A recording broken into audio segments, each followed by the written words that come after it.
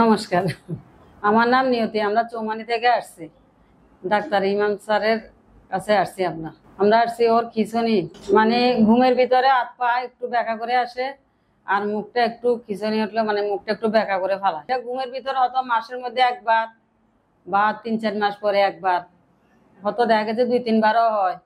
এরকম শরীর দুর্বল হয়ে যায়, শরীরটা দুর্বল হয়ে যায়, আর একটু মুখে একটু লালা, মানে লালা বাইরে যখন খিঁচুনিটা আসে। ঘুম টুমও ঠিক আছে, এটা ঘুমের ভিতরে বেশিরভাগ উঠে, আর মানে ওর মনে থাকে না এই আর কি। এর একবার আমরা ঢাকায় আগারগাঁও দেখাছিলাম। এর আগে আমরা এখানে চৌমানিতে ডাক্তার দেখাইছিলাম, আর এখন ওই মাইজদি, নোয়াখালী মাইজদি জীবন আলো হাসপাতালে ডাক্তার ইমাম স্যারের কাছে আসছি। জীবন আলো হাসপাতালে, মানে আমার বোনের জামাই বলছিল যে মাইজদিতে জীবন আলো হাসপাতালে ডাক্তার ইমাম স্যারের, ওখানে ওনার ট্রিটমেন্ট ভালো, ওখানে যান। মানে ইমাম স্যারের যে ট্রিটমেন্ট নেওয়ার পরে এখন তো দেখছি মোটামুটি একটু ভালো আছে, এখন তো খিঁচুনি নাই, আমি সন্তুষ্ট আছি।